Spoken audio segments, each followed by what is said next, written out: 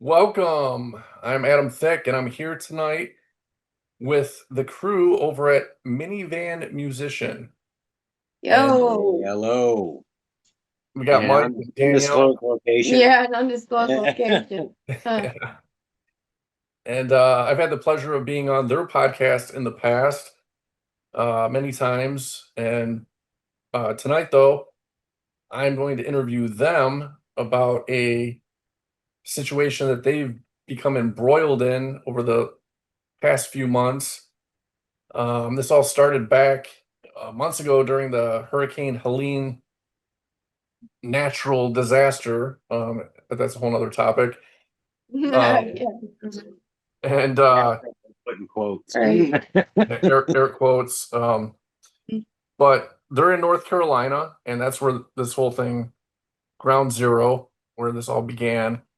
And when this happened, obviously the whole area was devastated, and where they live, they were in the midst of the devastation, and they, went out to try to, survey the area, see what was going on in their neighborhood.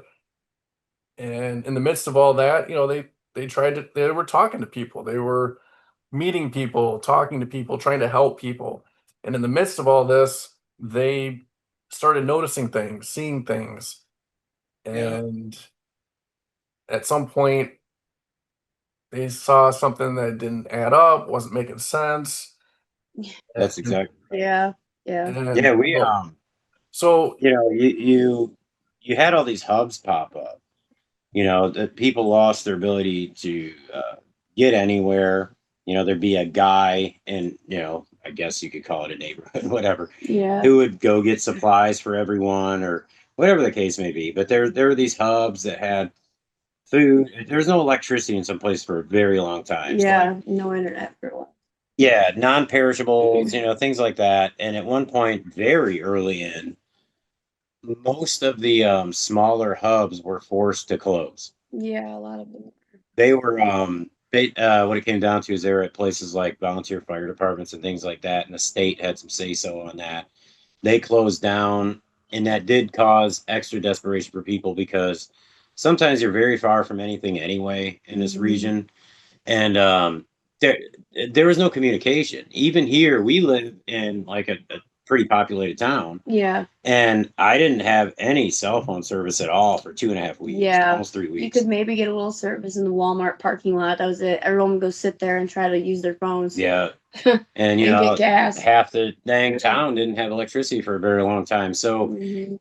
information wasn't getting out there right. And the reason why you're seeing things now, even this late, of the devastation, what happened, is because nobody had a way to put it out there. No. You saw the same couple of videos popping up from people from Asheville, or there'd maybe be one from Swannanoa or something, Hmm. and that was it.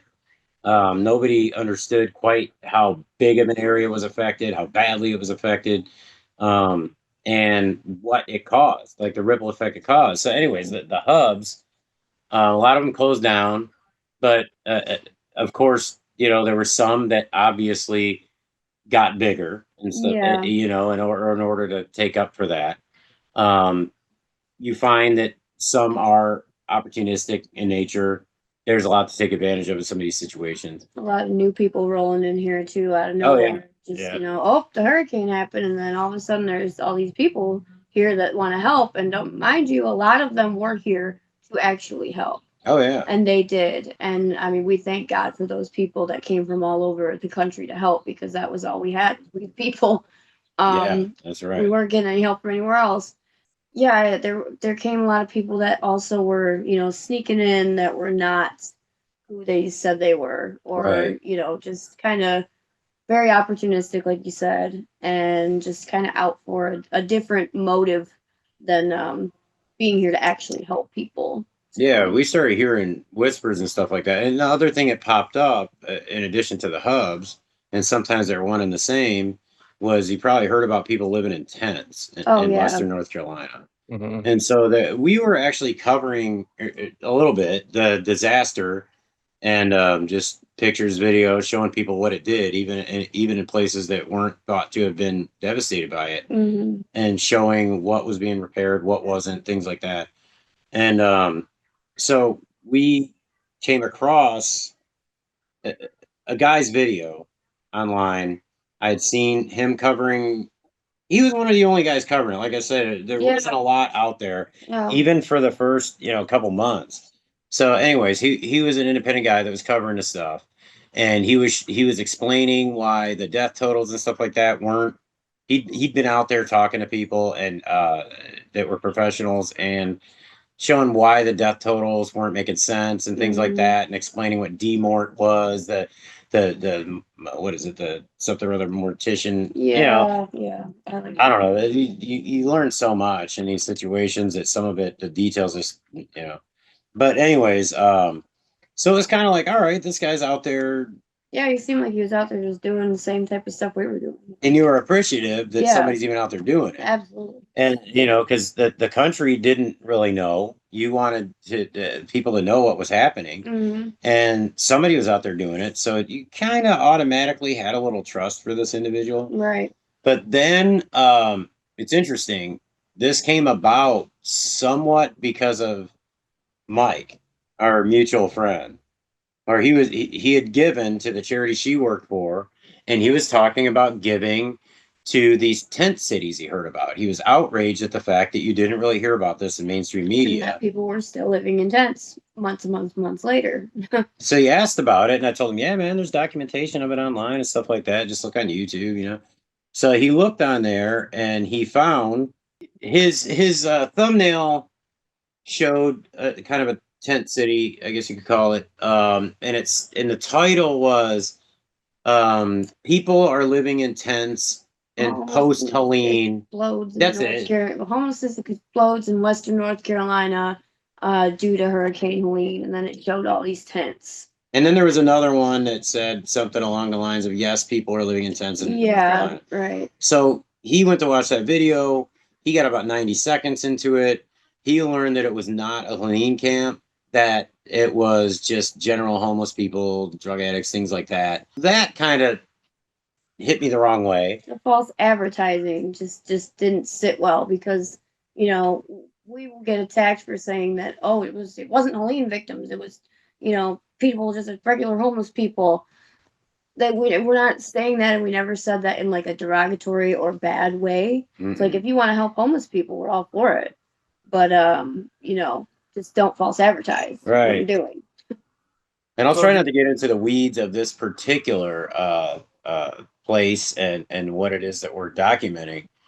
But there was a situation where an organization she works with had someone who needed to be placed somewhere, basically, because they kind of lost everything. They're in a bad situation. Yeah, she's still in a rough situation. So interestingly enough, this was probably it was the closest type of place to go to, because you could also park RVs there and stuff like that. Yeah. All these people are living at RV parks or private land that people have dedicated.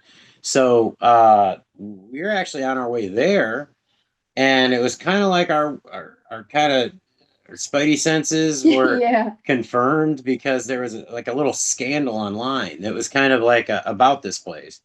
I may as well say now to introduce it, and that's Hope Village.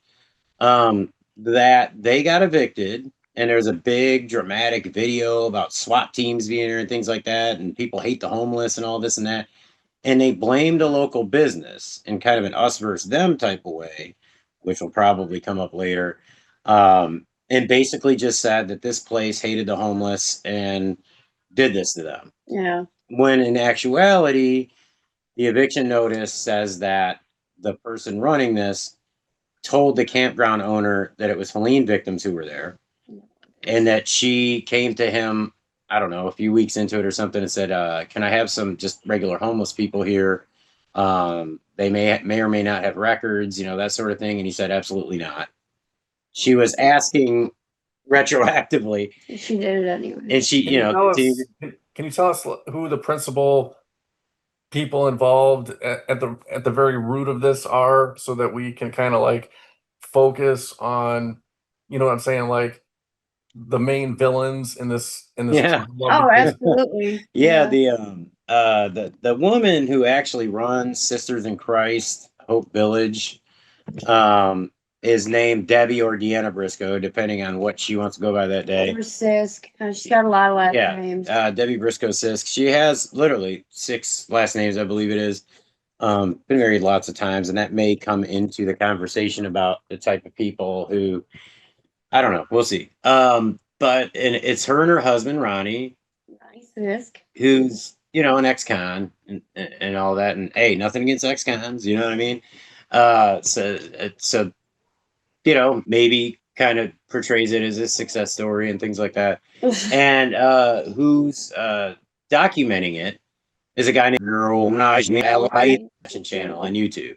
Now And that's the guy, that's the YouTuber Yes. that you guys are essentially that I guess for a lack of a better word, you kind of exposed his role in this whole thing.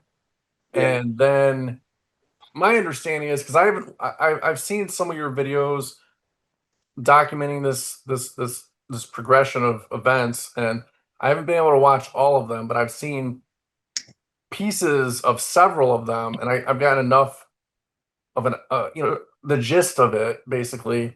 And I know this guy is prominent in the whole situation, and That's right. he's a YouTuber who has a modest following. I'm not exactly He sure thinks it's why. enormous, dude. But I'm yeah. not exactly sure why, because I looked at his channel and I don't really get it. I don't see I don't understand what he's about or what he's doing. But Well, I'll say this real quick just to explain to people so that, like, if they've come across our channel and they're like, why are they going back and forth with this old guy and all that? We'll get into exactly why. But the reason why he has any kind of voice in this or is taken seriously or people trust him is because he usually does this he has some whimsy about him. He's just this little pudgy old guy who goes to these general stores in Appalachia. Yeah. And you meet people who have run these stores for 100 years. Very wholesome stuff. Yeah, it's kind of cool. So when he starts covering this, and it's gone to his head, when you start covering this, it's kind of like, oh, he's fighting for us. He's You know what I out mean? saving lives. Yeah, he's out saving lives. But and so yeah, he's the principal character in this because his videos and his fan base are basically bringing the money into the situation. They are a lot of money for Most them. of it, yeah, a lot of it, which would have been a great thing if it wasn't true. Yeah, if it was a You good know, organization, just it'd for the be awesome. record, we truly had nothing against him. Didn't know him from a can of paint. No. And even when he had quote unquote exposed a woman who had a big hub, and we had seen that and just kind of took it as truth. Yeah, I didn't ever think about it again. No, it's a big thing called Camp Rosebud here. That was a hub that was giving tons of stuff to people, and all of a sudden one day he shut the GoFundMe down and said stop giving donations, halt all donations, A bunch of crap. and basically said she was a scammer, a lifelong scammer, and he had some information on a case from her a long time ago in Florida. So it was just like, okay, yeah, this guy is really putting it out there for us. We thought that. And there was a situation where I think it was Haven on the Hill, which was it. That's a whole other conversation, that place. But he accused God, it was so The county commissioner. it was so clickbaity looking back on it, Yeah. like so like hero complex. Like he went after the county commissioners, dude, saying that they were stopping people from building back better on their properties. Yeah. God, we got to get rid of that cat. And that he portrayed himself as like a hero in that situation, but in all actuality, you kind of find out that those county commissioners had no control over what they were able to do, and that they were actually out there helping to save people. They lost homes and stuff too, or at least their loved ones did. So, anyways, so you got girl channel, and you've got Debbie, Deanna Briscoe, Sisk, and Ronnie Sisk, who actually run Hope Village. Yeah, but Naj just helps to. He's basically does a lot their spokesperson at this point. He So promotes them. He gets some donations. So he's not the one running. He's not the one running the scam. He's more of a front man. Is that what you're saying? Yeah, he's the he's cameraman. the promoter. Yeah, he's the marketer. Yeah, basically. He vouches for them. He says he's, I live there, Yeah, it's the best program I've ever seen. and there is no program.